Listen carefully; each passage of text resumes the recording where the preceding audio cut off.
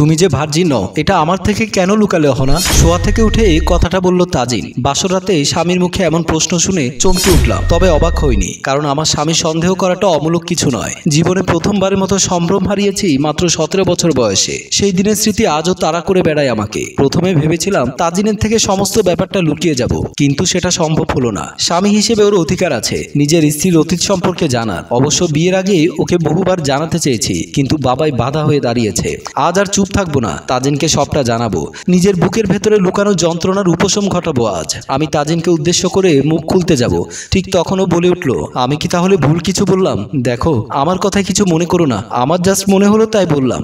আমার তোমাকে কিছু বলার আছে, এমন কিছু বলো না যেটার ধকল আমি নিতে পারবো না। মানে বুঝলাম না ঠিক। আল্লাহর নাম করে তোমাকে বিয়ে করেছি আমি। তোমার মনের ভেতর যদি আমার প্রতি বিশ্বাস থাকে বিয়ের আগে আমাকে সবটা জানাতে। এখন দয়া করে এমন কিছু বলো না যেটা শোনার পরে এই বিয়েটা আমার গলার কাটা হয়ে দাঁড়ায়। এই বলে তাজিন বিছানার পাশ থেকে সিগারেটের প্যাকেট এবং লাইটারটা নিয়ে রুম থেকে বের হয়ে গেল। আমি কিছুক্ষণ অবাক দৃষ্টিতে তাকিয়ে রইলাম ওর দিকে। নিজেকে বড্ড অপরাধী মনে হচ্ছে। সত্যি আমি কোনো ভুল করে বসলাম না তো?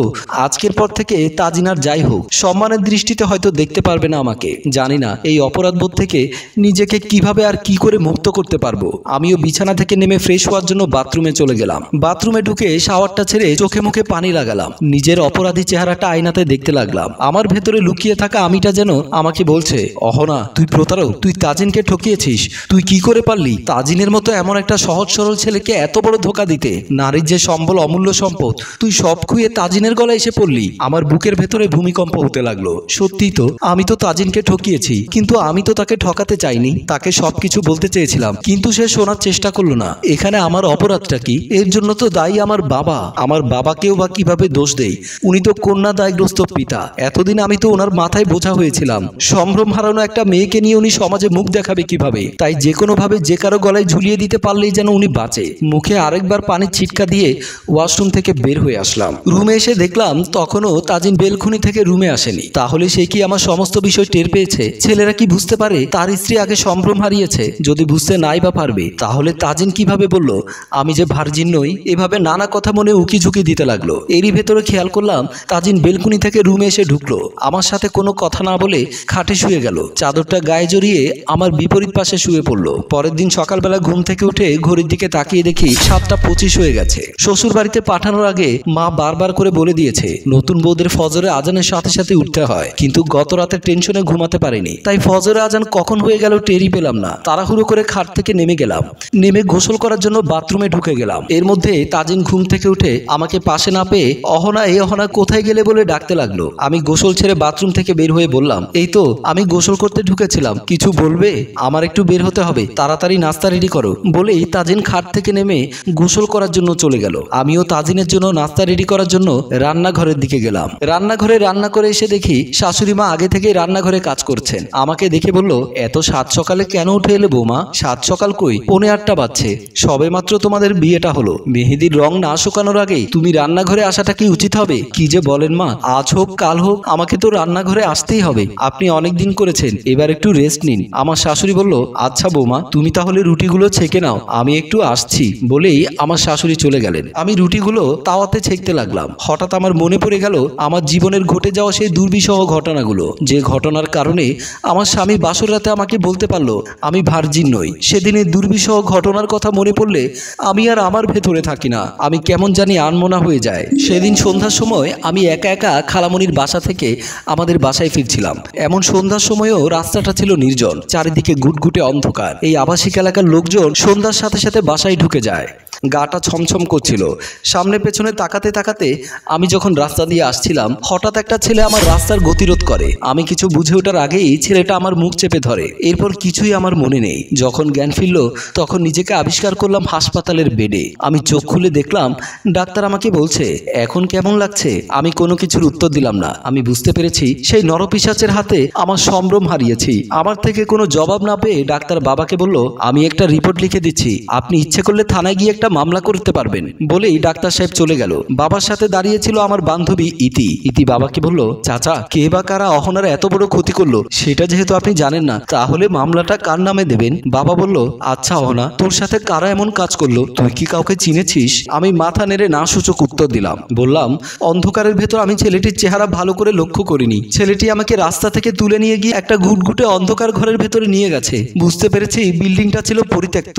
এত বেশি অন্ধকার ছিল আমি শুধু লোকটার উপস্থিতি টের পেয়েছি এবং এও বুঝতে পেরেছি সেখানে একাধিক লোক ছিল। ওরা একের পর এক আমার সাথে বলেই আমি হাউমাউ করে কাঁদতে লাগলাম। আমার বান্ধবী ইতি বলল, এখন ওসব কথা মনে করার দরকার নেই, তুই শান্ত হ। তারপর ইতি বাবার দিকে তাকিয়ে বলল, চাচা অহনা যেহেতু ছেলেগুলোকে চেনে না, সুতরাং অজ্ঞাতনামা মামলা দিয়ে কোনো ফায়দা হবে বলে মনে হয় না। তার চেয়ে আমি বলছিলাম কি, এটাকে একটা নিছক দুর্ঘটনা মনে করে এখানেই ধামাচাপা দেওয়া উচিত। কথাগুলো ভাবতে ভাবতে আমার চোখ বেয়ে অশ্রু ঝরে পড়লো। এমন সময় আমার শাশুড়ি এসে বলল, হাই হাই বৌমা, এ কি করছো? তুমি কোথায় হারিয়ে গেলে? রুটি তো চুলায় পুরে অঙ্গার হয়ে গেল। শাশুড়ি মার আগমনে আমি সজ্ঞান ফিরে পেলাম। শাশুড়ি মা না দেখে মতো চোখের পানি মুছে নিলাম, তবুও শাশুড়ি মায়ের কাছে লুকাতে পারলাম না। শাশুড়ি মা বলল, বুঝেছি, নিশ্চয় বাবা মার কথা মনে পড়েছে। আমি তাজিনকে বলে দেব যেন কাল পরশুর মধ্যে তোমাকে নিয়ে তোমার বাপের বাড়ি থেকে ঘুরে আসে। শাশুড়ি মায়ের সাথে তাজিনের জন্য সকালের নাস্তা তৈরি করলাম।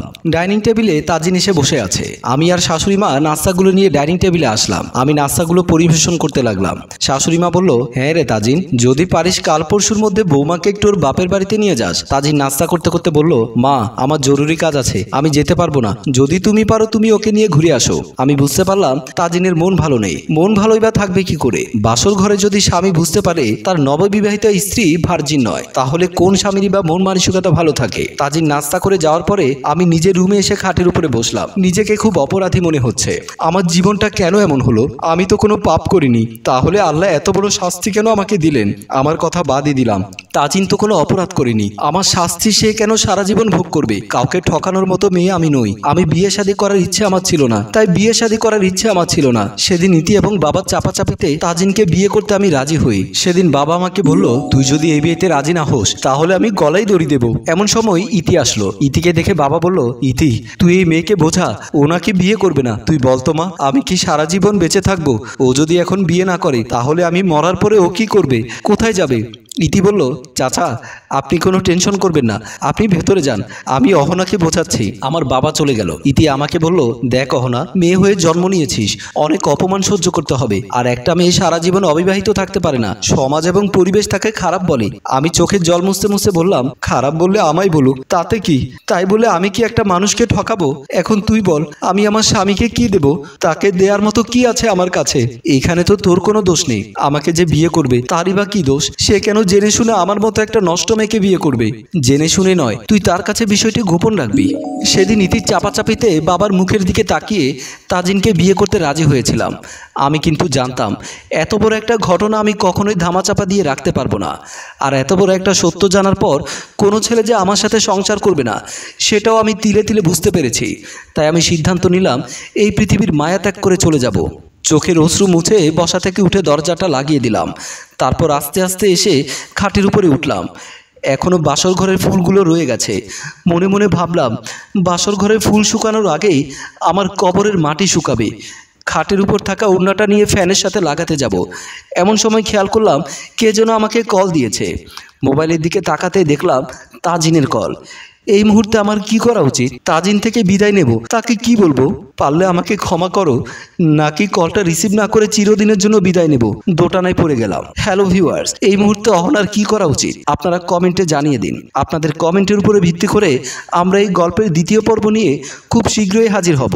গল্পটি ভালো লাগলে শেয়ার করে দিন। ধন্যবাদ।